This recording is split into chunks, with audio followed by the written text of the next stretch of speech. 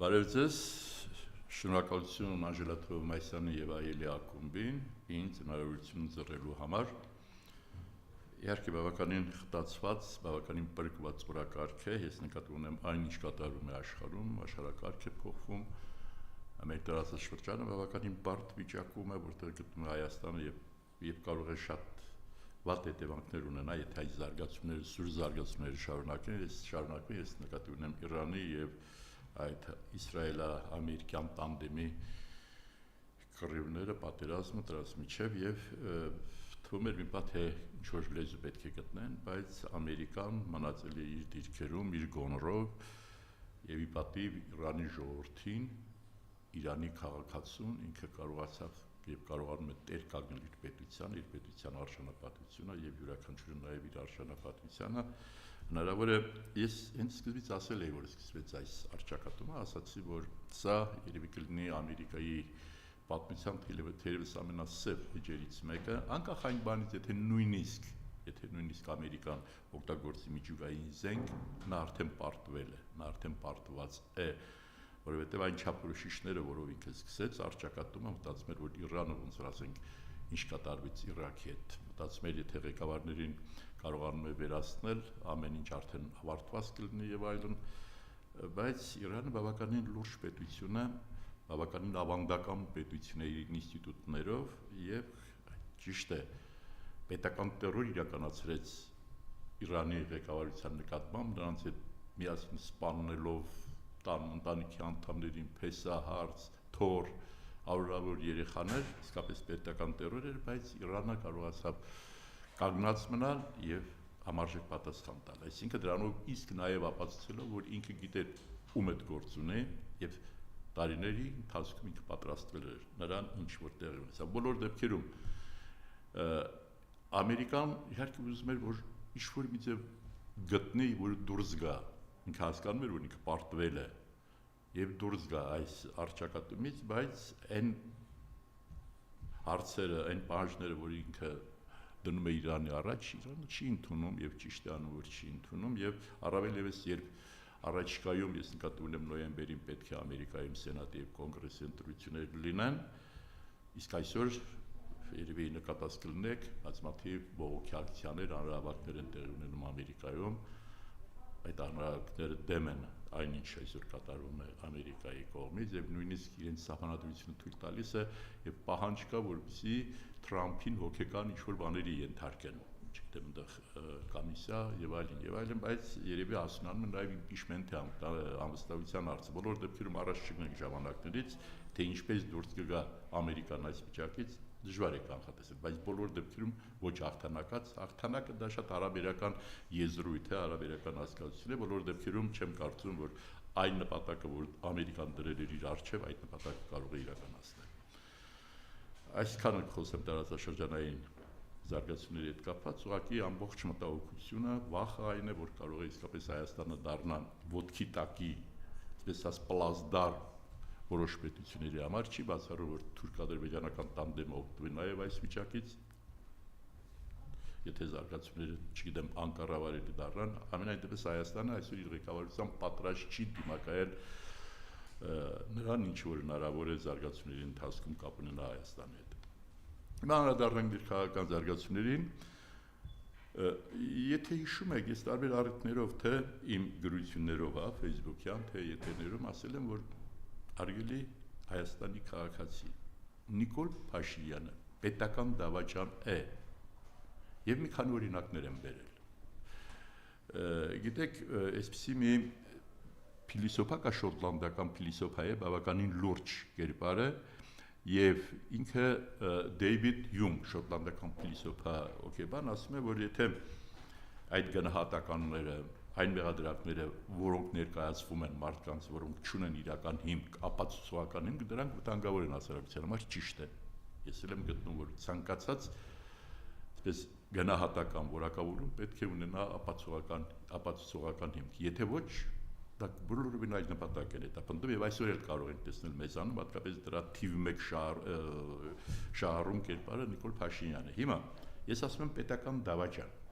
Եվ հիմա ես կուզենայի, որ Նիկոլ Փաշինյանը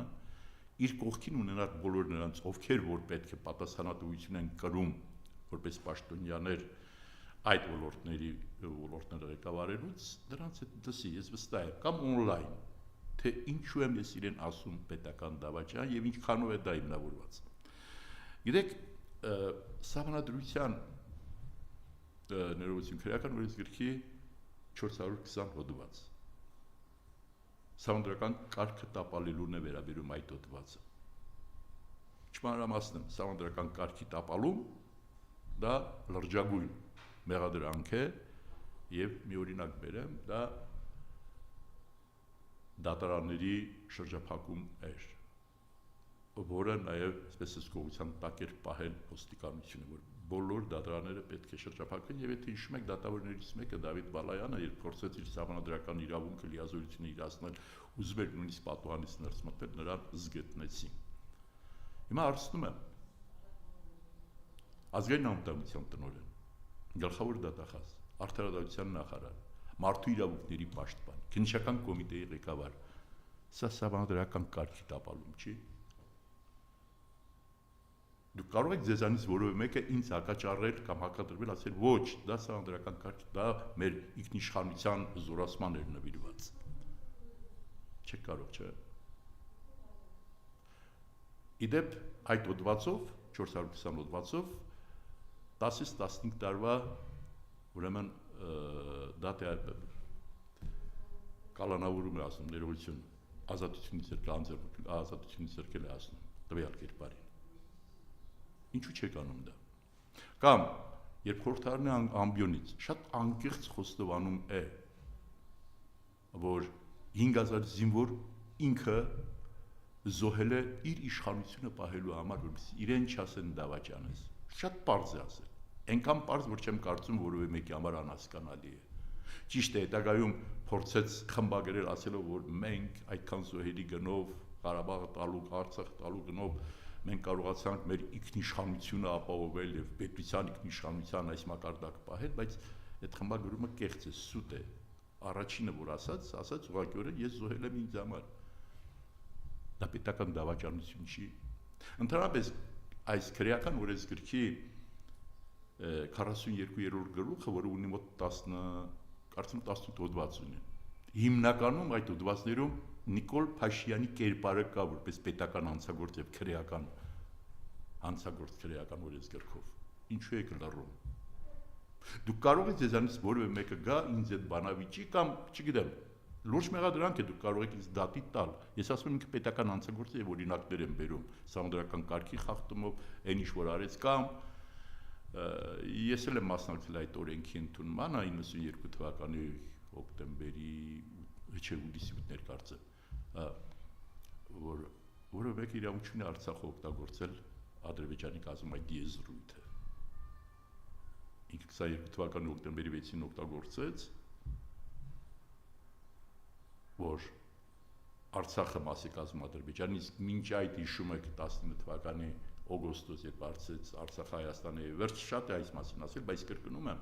երբ ինքը հոկտեմբերի 6-ին 22 թվականի այդ եզրույթը օգտագործեց, այդ ձևակերպումը բավականին լուրջ կապ չունի ինչ կասեն Ադրբեջանի մասին բռնատիրական պետությունը SN է, բայց հրաշալի դիվանագիտություն ունի նախաձեռնողական խելոք մարդիկ կան նախարարներ, միանգամից Թուրքիայի հետ միասին երկու ավելի ճիշտ 10 օրվա ընթացքում միջազգային բոլոր հարթակները կարողացան դիմել։ Ասել տեսեք, այդ հայերը խափում են, որ Արցախի ինքնորոշման մասին է խոսքը գնում, երբ ասեց Արցախ Հայաստանի վերջ եւ վերջ։ Սա ուղղային պահանջ է, իսկ միջազգային որևէ նորմ չկա, որպեսզի թույլ չտա որևէ պետություն պաշտպանի իր ուրեմն տարածքային ամբողջականությունը եւ դա իսկապես լեգիտիմացրեց։ Այս կերպարը իսկապես սադրել է պատերազմը, ինքն է սադրել։ Եթե օրինակ այս հանձնաժողովը որ կար, որ պետք է Անդրանիկ Քոչարյանի ղեկավարությամբ հանձնաժողովը որ պետք է ուսումնասիրել այդ ամբողջ պատերազմը 44 օրյա, եւ առաջինը դրանից պետք է սկսել, թե ի վերջո օրինական հիմք միջազգային հարթակներում որ լեգիտիմացրեց այդ պատերազմը որն էր եւ առաջի պատասխանատուն ինքն էր լինելու։ Ես կրկնում եմ, ովքեր որ դիվանագիտական հարթակներին կապ ունեն եւ տեսնում են ինչ է կատարվում, Թուրքիան ու Ադրբեջանը ուղղակի պես հեղեղել էին իրենց դիմումներով եւ այցերով։ Եթե գումարենք դրան նաեւ, որ երբ ընդունում ես, երբ 22 թվականին ասեց Արցախը Ադրբեջանի մաս է կազմում, մի անգամից,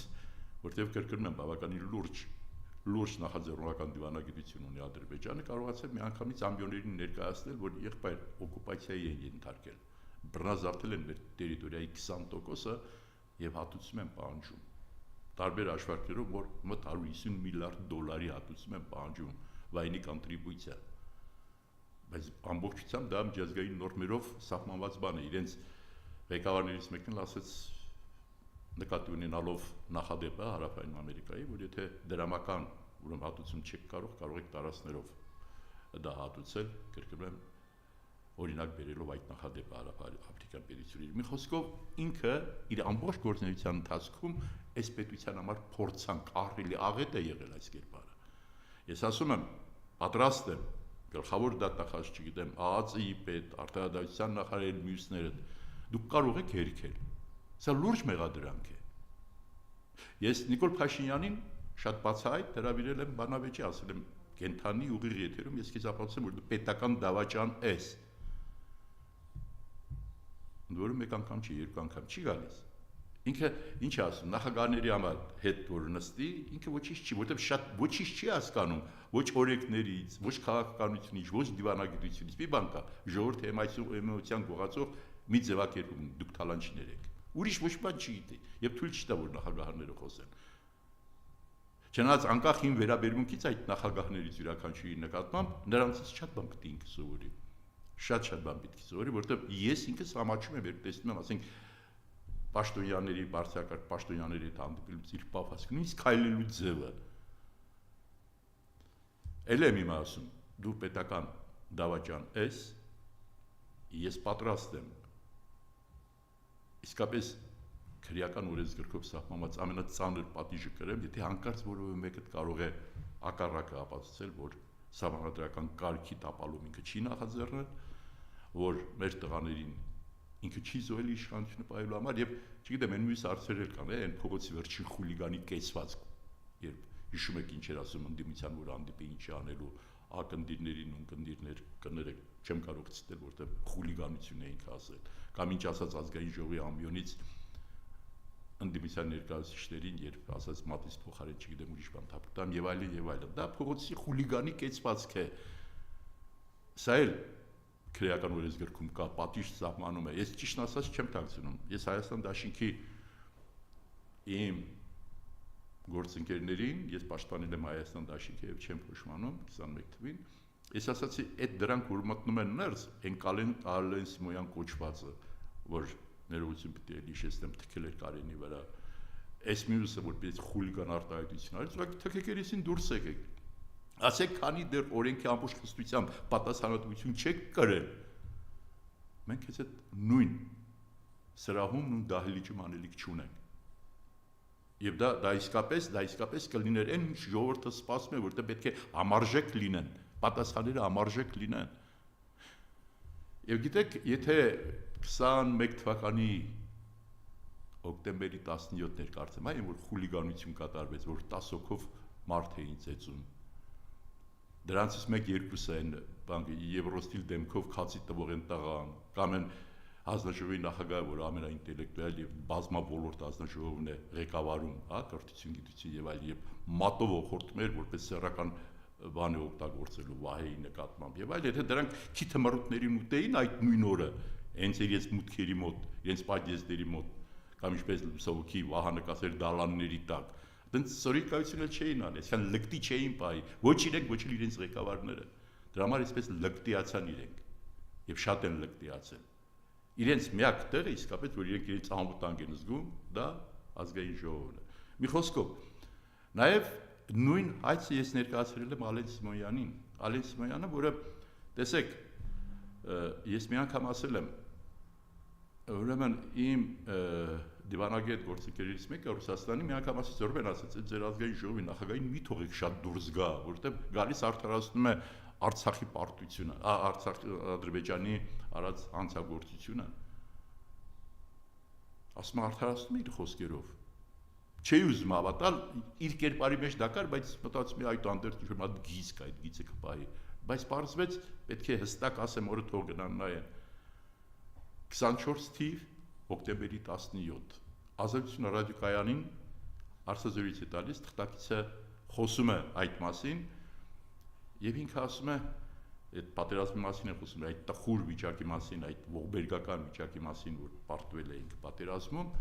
ասում է դե գիտեք, իրենք օգտվեցին անվտանգության խորհրդի բանաձևերից, որտեղ Հայաստանը չէր կատարել այդ բանաձևերի պահանջը։ Այն դեպքում, որ ինքը պարտավոր էր իմանալ այդ բանաձևերի բովանդակությունը, կենսագրությունը, ճակատագիրը։ Ես հիշում եմ, որ երբ նաև Հայդատի ամերիկյան գրասենյակից խնդրեցին, որ ճշտենք, թե այս ճակատագիրը ինչ է լինելու այդ բանաձևերի, այդ բանաձևերը ընդունվել էին 93 թվականի ապրիլից մինչև հոկտեմբեր, եւ այդ հանդիպեցի Կազիմիրովի հետ, որոշ բան գիտեի, բայց Վլադիմիր Կազիմիրովը Ռուսաստանի ներկայացուցիչներ Մայրոտ հյուրանոցում 94 թվականի հունվարն էր։ Հանդիպեցինք, խոսեցինք, ասեց մենք ներկայացրել եք մեր դիրքորոշումը, որ բանաձևերը չեն իրականացվել Ադրբեջանի պատճառով, որովհետև որպես նախապայման դրված էր, որ պետք է ապաշրջափակել Ադրբեջանը Արցախը, բայց չէր ապաշրջափակել, ինչպես նաև երկու նոր կետ կար, որը ճշտամական այդ կեցվածքը, որ ուներ Արցախի ժողովրդի նկատմամբ վերջը, եւ անվտանգության խորհուրդը այդ 4 բանաձևը ունենալով այս իգիտություններ ընդունել Մինսկի խմբի ներկայացրած այդ եզրակացությունը, բայց այս տղան այնքան էլ շատ խելք պետք չէր, ուղղակի ժամանակ չի ունեցել, որ ծանոթանա, ազգային ժողովի նախագահ է, կա դիվանագիտություն, պարլամենտական դիվանագիտության հարցը առաջին պլան է գալիս, եւ ինքը չգիտի դա ինչ բան, ասում է 3 թե 4 բանաձև, չգիտել քանի բանաձև է, եւ բովանդակությանը ծանոթ չի։ Իհարկե, եթե ժամանակ չօգտագործել է տենդերների, ասֆալտների տենդերների վրա եւ այդ խաղային բիզնեսի ինչ որ թվաբանության հետ կապված ժամանակ չօգտագործել, երբ կծանոթանար, բայց սա պետական անձնագործություն չի, ընդհանրապես պետական դավաճանություն է, որ այդ ամենը քիչ առաջ որ ասեցի սահմանադրական կարգի տապալման հետ կապված, այդ մեր տղաներին զոհելու հետ կապված իշխանությունը պահելու համար ազգային մենք պարլամենտական պետություն ենք, չնայած սա պարլամենտական պետություն չի, սա սուպեր վարչապետական պետական համակարգ է, ավելի սուպեր լիազորություններով, քան նախագահականի դեպքում, եւ ինքը պարտավոր էր ինչ-որ հարադարձ ունենալ ազգային ժողովը, ինչի համար է, ազգային ժողովը այսօր այդ քաղաքական մեծամասնությունը ստրկական կարգավիճակում է։ Մի խոսքով ել եմ ասում, ԱԾ-ի պետ գլխավոր դատախազ, արտադրության նախարար, չգիտեմ, մարդու իրավունքների պաշտպան, քննչական կոմիտեի ղեկավար, բան չունեք դու ասելու իրեն։ Սուտ բաների համար մարդկանց տանում եք, ձերբակալում, կալանավորում եք։ Այդ հայոյանքները, որ տվել է ինքը, այդ Նիկոլ Փաշինյանի այդ փողոցային խուլիգանի հայոյանքները, այդ նույն գործողություններով իր նկատմամբ օրվա 24 ժամվա ռեժիմով զբաղվում են Ալիևն ու Էրդողանը, բայց ինքը դրանից քաղաքական արգազմ է ապրում, ասում է ամեն ինչ արեք ինձ իմ մարմնի հետ մատ այնպես արեք, որ ես կարողանամ մնալ իշխանության, որտեղ ռեալ պոլիտիկի դիրքերից որ նայենք, ամենակարևոր իր պաշտպանները, որոնք կօգնեն, որպեսզի ինքը մնա իշխանության, դա Թուրքիա եւ Ադրբեջանն է։ Չեմ ուզում շատ մանրամասնեմ, բոլոր գործողություններում, նույնիսկ այս փողվարչապետի այցը Հայաստան, չեմ բացառում, բոլորն են ասում, որ հնարավոր է մի քանի գերիների, բայց ոչ գլխավոր քաղաքական ղեկավարության հետ կապված չեմ բացառում, որ բաց թողնեն, բոլոր դեպքերում ամեն ինչ անելու են, օգնելու են, որպեսզի վերընտրվի Նիկոլ Փաշինյանը եւ շարունակի պետության գահավիժումը։ Գիտեք, ես վստահ եմ, մոտավորապես համոզված եմ, որ եթե Նիկոլ Փաշինյանը ընտրվեց, առաջի քայլերը լինելու է 300,000 ադրբեջանցիների վերաբնակեցում Հայաստանում եւ Զանգեզուրի միջանցքը ընդհանրապես, այսպես կասեի, Ամերիկա-ադրբեջանական տիրապետության տակ տալը, հենց այդպես կասեի։ Բանը չի, Ալիևը շատ բացահայտ է ասում իր հարցազրույցներում, ասում է Զանգեզուրի միջանցքի հարցը այլևս լուծված է։ Դու երբևէ լսել եք, որ ինքը կատեգորիկ ոչ ասի 300,000 ադրբեջանցիների վերաբնակեցման հետ կապված։ Իսկ դա ինչ կբերի հետ, կարծում եմ մենք փորձ ունենք, մենք գիտենք ինչ է լինելու։ Ժամանակին 90-ականների սկզբներին Թուրքիան ղեկավարում էր Թուրգուտ Օզալ, այդպիսի նախագահ, բավականին խելացի կերպար էր,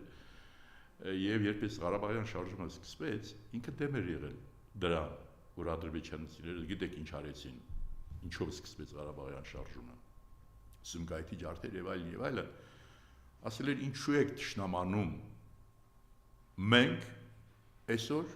պետք է չմտածենք, թե ինչպես վերցնենք Հայաստանը,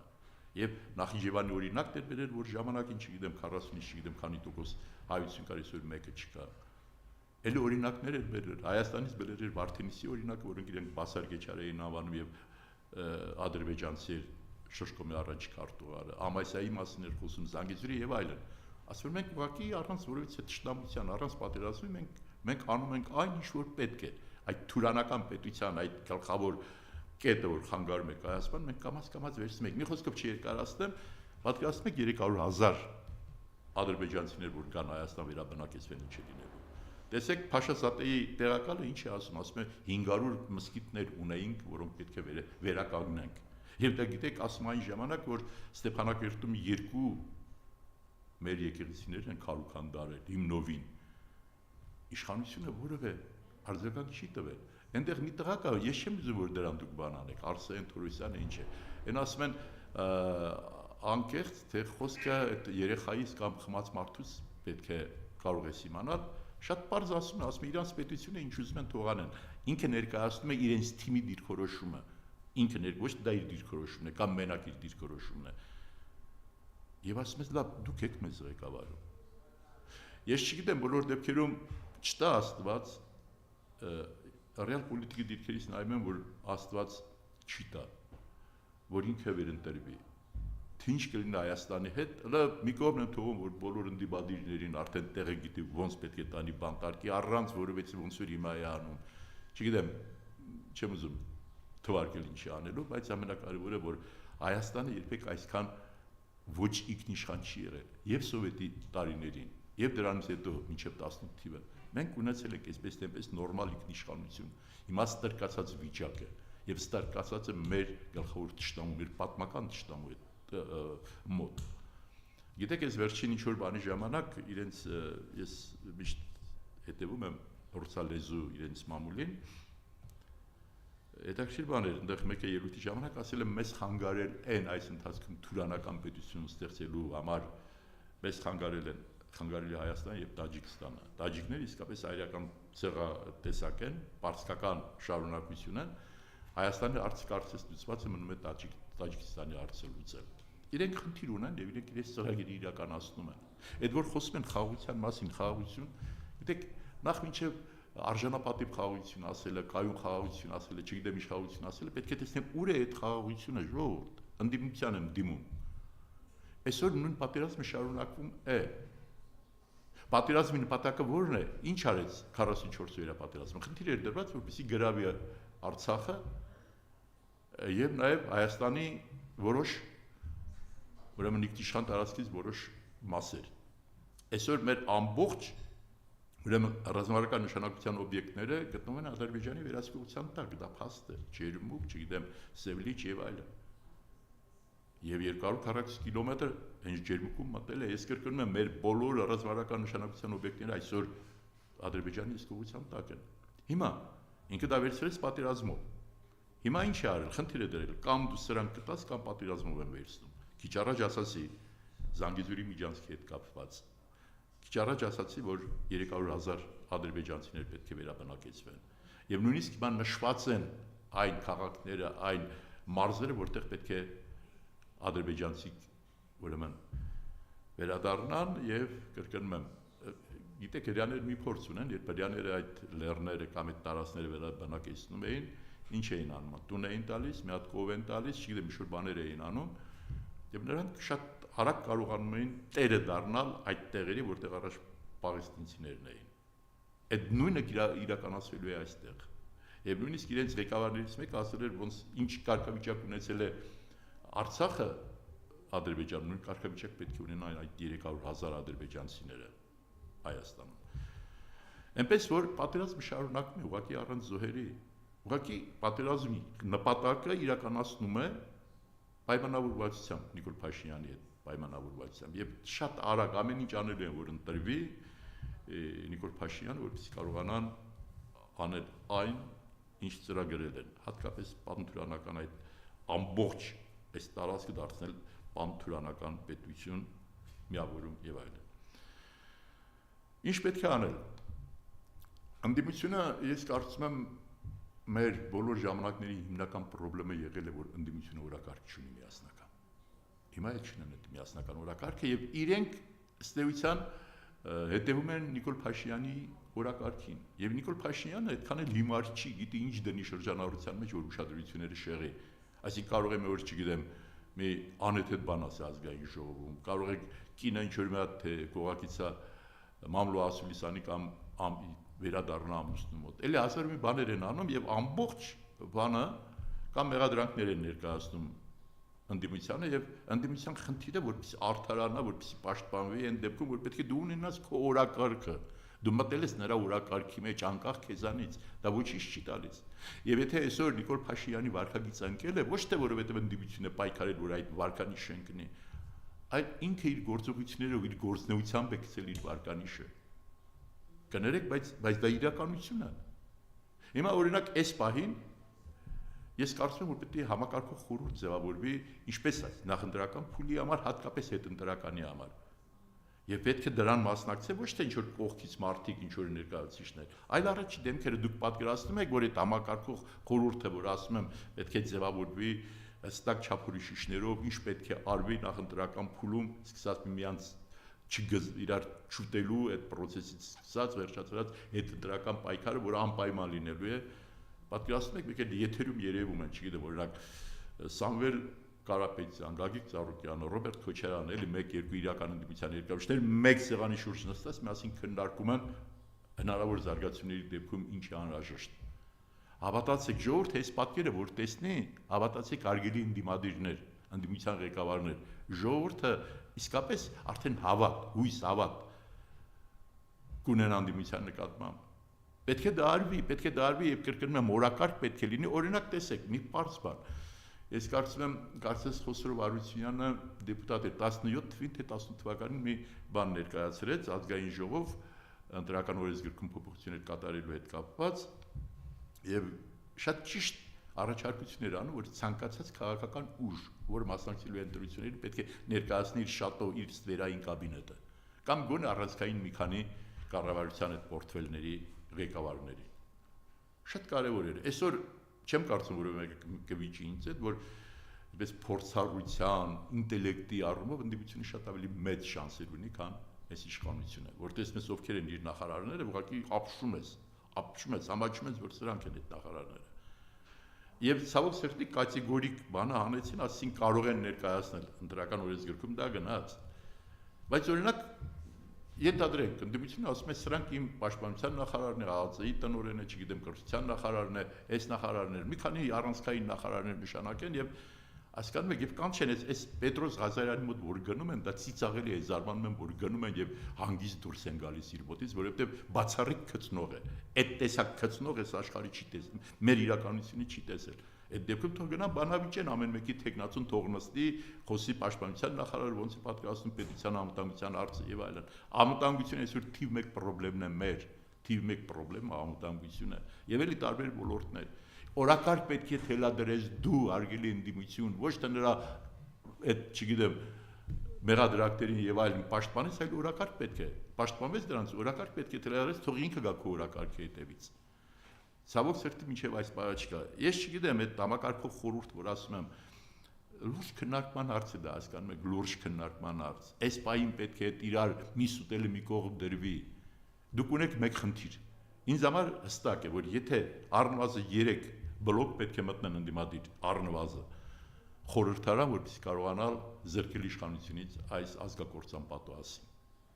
Իսկ եթե 4 լինի, շատ ավելի լավ կլինի, արդեն գրեթե 100% վստահ կլինեմ։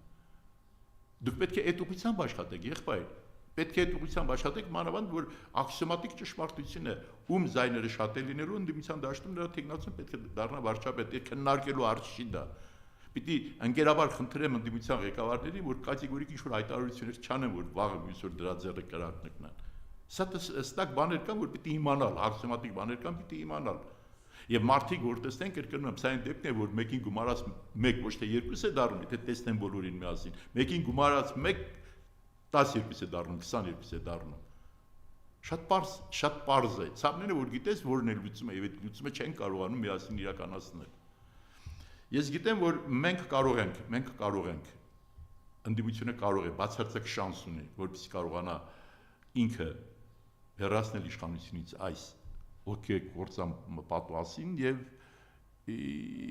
շատ կարճ ժամանակ շատ դժվար է լինելու, բայց կարող ենք գոնե այս գահավիժումը կասեցնել։ Այդ որ ասում են պատերազմ կլինի եւ այլն, դա էլ դատական բան ունի, հոդված քրեական օրենսգրքում։ Ինչու է սպառնում ժողովրդին, որ ես չընտրվեմ պատերազմ է լինելու։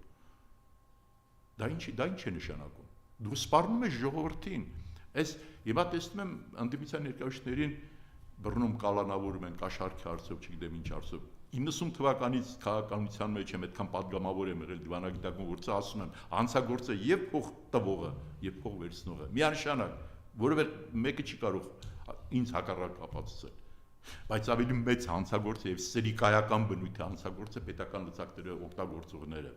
նախընտրական փուլում։ Այս վերջերս մի Գեղարքունիքում էի, մի նախկին падգամավորի հանդիպեցի ազգային գերագույն խորհրդի, մի բան պատմեց, շատ տխուր էր վիճակը։ Իր մորաքրոջ թորան աները զանգել էր այդ իր փեսային, այդ իր մորաքրոջ թորան եւ ասել էր աղբորը դասակիչ է իշխանությանը կապնի քննադատի ցուցակում կա որ մեզ էլ պետք է աշխատանքից անեն։ Հələ տեսեք ուր է հասնում իրենց պապվածքը։ Ասել է դու որ ես գիտես ասել դե ԱԱՑ-ի աշխատակիցներն են փոխանցել որ հնարավորից է աշխատանքից ազատեն։ Լավ ինչ է կատարում։ Դու գետինը չեք մտնում, հա։ Դու այդ որ ասում եք, ես չգիտեմ, ես բա պայմանները այնպես են որ դու կարող եք մարդկանց բարձել, մտցնել ընդդիմադիր դաշտ, ասել գնացեք, խոսեք, զայնագրեք, բերեք եւ այլն։ Ես դա հասկանում եմ։ Բայց ձեր արածը պետական հանցագործություն է։ Այս պահին այդ ինչ որ դուք անում եք, համ չտեսեք, ամեն հիմնականում տգետ։ Քեզ ձեզ թվում է մենք չենք տեսնում ինչ եք անում։ Այն մտավոր միջին կարողության մարդն էլ ինքը հասկանում է, տեսնում է ինչ է կատարվում, եւ դուք ընտրություններին աղթելու համար ինչ եք պատրաստ։ Ես ասեմ, Նիկոլ Փաշինյանը շատ լավ գիտի, որ եթե ընտրություններում պարտվեց, եթե նույն օրը ուրեմն չբանտարկվեց, նրա ֆիզիկական գոյությունը շատ խնդրահարույց է լինելու։ Ես չգիտեմ այդ ԱԱՑ-ի տնօրենը կամ գլխավոր ինչ որ մարդ ծնողների հետ հանդիպել եք այդ զոհվածների։ Մեկը կար, 1-2 հոգու մեկ տենց զանգում են, հանդիպում են կամ պատահական զրույցի ժամանակ, ասում են ինչ ճար ունենք իրան վերացնելու ենք։ Ոնց թե դու կանգնես ասած երեխայի ես սպանել եմ իմ իշխանությունը պահելու համար ու թողենք մեզ այդ միասին ոտ չնչես, կոչնչացնենք քեզ։ Եվ նրանց չես կարող մեղադրել։ Չես կարող, հասկանում ես։ Այդ մարդը հանցագործ է, պետական դավաճան է։ Այդ մարդը, չգիտեմ, քիչ առաջ ասած է, 42-րդ գլխի բոլոր հոդվածներում գրեթե ինքը կա, եւ այսօր Հայաստանը ներկայացնում։ Նույնը ազգային ժողովի նախագահ կոչված ունեն նախագահը, որ ընդհանրապես այդ որ տեսա որ ոնց այսպես Ընկցնանքով Ալիևին շնորհակալություն հայտնում, չգիտեմ իր կեսվածքի համար, որը կրկնում Ռամիլ Սաֆարովին ազգային հերոս էր տվել, որ գիշերը կասնարել էր մեր տղային, ասում ես լավ ես դավաճանների թիմից որը ոնց կարողացան դրանք հայտնել նույն նավակում, այսպես տիտանիկատիպ նավակում, այսպես պետությունը կործանում են։ Արգելի ունկնդիրներ եւ ակնդիրներ, նաեւ պետք է ասեմ, որ իր պարտությունները ես տեսնում եմ եւ ինքը խորը պարտությունների շարք է ունենալու։ Առաջին լուրջ պարտությունը եկեղեցու նկատմամբ իր պարտությունների։ Այո, ինքը պարտվել է։ Չնայած ինքը քենախնդիր է եւ եթե ախտի չեմ բացառում ձերբակալություն վեհապար է, առավելևս որ արդեն ազգային անվտանգության տնօրենը վեհապար չի ասում կտրիչ Ներսիսյան։ Հետո երևի այդ իրիկունել զանգել ծափահարել է, հա, Նիկոլ Փաշինյանը ինչ լավ է ասել, կամ են մարդու իրավունքների պաշտպան, ասում են մեր վեհապարովա չի պատասխանում, ասում են իրավունք ունեմ չպատասխանել։ Լավ ինչ եք անում։ Գիտեք, երևի Սպարտակի մասին լսած կլինեք դպրոցական տարիներից, հա, հին Ռոմ, առաջի դար, ստրուկ էր բանը Սպարտակը, բայց կարողացավ այդ ստրուկ վիճակը բնականաբար պայքարեց դրա դեմ եւ գլադիատորների հետ միասին կարողացավ տապալել ինչ որ ժամանակով այդ իշխանությանը։ Հետո իհարկե իրեն կարողացան կանոնավոր բանակ, մյուս ստրկատերների հետ միասին մի խոսքով սպանեցին Սպարտակին։ Սպարտակը ստրուկ էր, բայց ստրկամիտ չէր։ դուք ստրկամիտ եք եւ դարձել եք իր ստրուկը։ Այդ ինչ որ կառույցների ղեկավարներ նշեցի։ Ես կրկնում եմ, եթե դուք արժանապատություն եք կամ պիտի դատի տակ կամ ասեք։ Կամ դուք կարող եք իսկապես ասել, որ ինքը պետական դավաճան չի, երբ բերեցի այդպիսի օրինակներ։ Նրանց ես հասկանում եմ, ոչ Ալեն Սիմոյանը, ոչ Նիկոլ Փաշինյանը, դրանք ոչ մարդկային, ոչ տղամարդկային, ոչ քաղաքական, ոչ բարոյական արժանապատվությունից զուրկ կերպար են։ Ես դրանց քաշին դաբախանից գիտեմ։ Դրա համար չեն գալիս, եկեք բանավիճեք հետս, դուք ասում եք մենք պատրաստ ենք, եկեք։ Որտեղ դուք իսկապես դավաճան եք, գիտեք ձեր գլխի գալիքը ինչ է լինելու։ Բայց դուք անցակից եք դառնում այդ կառույցների ղեկավարները, դուք անցակիցներ եք դառնում։ Գլխավոր դատախազը այդպես էլ դուրս չեկավ Նիկոլ Փաշինյանի այդ օգնականի կարգավիճակից։ Մյուսները չեմ հասկանում դուք։ Հասկանում եմ ահագին միլիոնավոր դրամներ եք ստանում, այդ ոնդեղ ինչ են տալիս, ոնց է կոչվում, պարգևատրումները, եսի ինչ է բանման, բայց արժի դրա համար այս հանցագործին պաշտպանել։ Դուք ընդհանրապես մի բանի համար եք աշխատում, ոչ պետության։ Նիկոլ Փաշինյանի շահերը սպասարկելու համար։ Նիկոլ Փաշինյանի շահերը։ Ոչ էլ նույնիսկ իշխանության մեջ մարդիկ կան, որ ճիշտ ասած չի ուզենա իրանք Նիկոլ Փաշինյանի հետ լինեին։ Բայց իր ծրագիրը այնպեսին է, որ բոլորին կարողացել է sense հավաքել, պինդ ձեռքերի մեջ պահել, թույլ չտալ Իրանից հեռանա եւ բոլորին իր հետ անցագործ է դարձնում։ Դրանք անցակիցներ են դառնում։ Քիչ առաջ ասացի, որ այսպես թե այնպես ընդդիմությունը մեծ շանս ունի այս ընտրություններով ճանապարհել այս ազգային պատուհասից։ Եվ խոսելով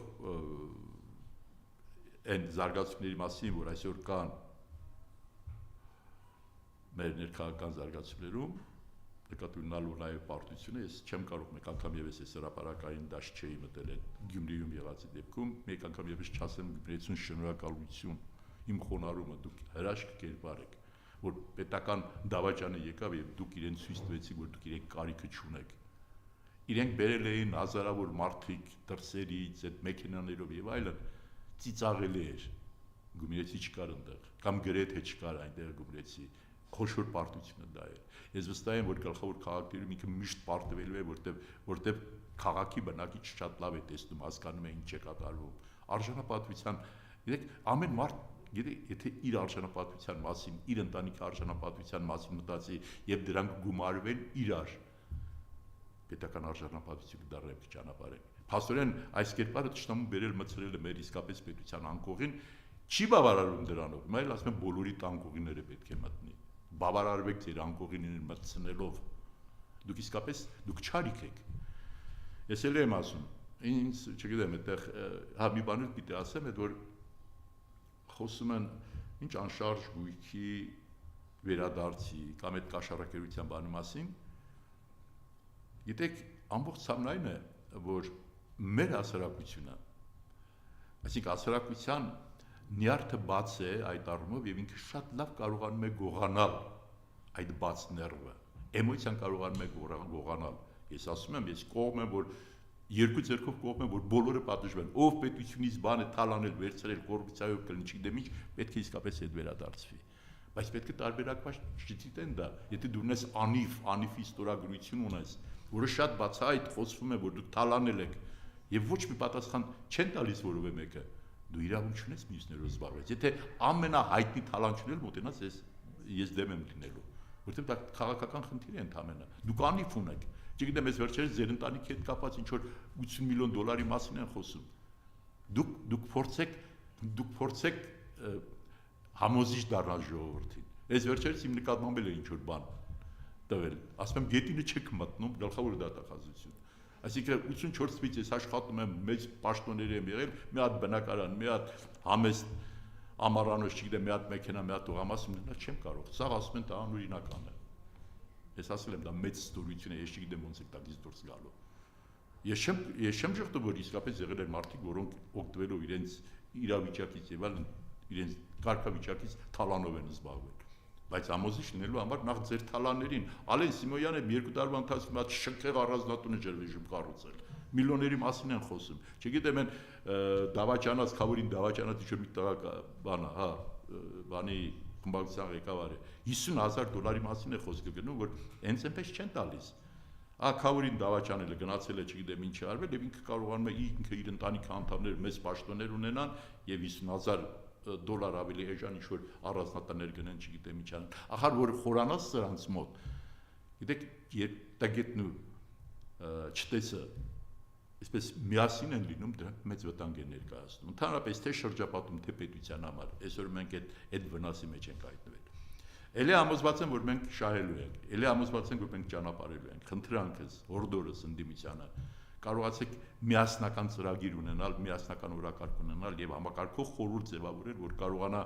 համարժեք, կրկնում եմ, համարժեք պատասխանել դնի, ինչ պետք է անի, եթե բռնության դիմի իշխանությունը, իսկ ես ասում եմ, ինքը ամեն ինչի պատրաստ, ինքը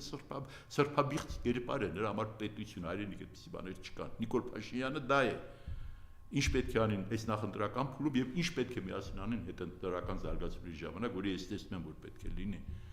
Եվ վստահ եմ, որ ընդդիմությունը կարող է իսկապես ընդդիմության այս բլոկներով կարող են ոչ ասել այսօրվա իշխանություններին։ Շնորհակալ եմ Կրկին անգամ այլի ակումբին, ձեզ հաջողություններ եւ բարին ընդձեզ։ Վստահ եմ, որ մեր տրամադրությունները կփոխվի հունիսի 7-ից հետո։ Ստես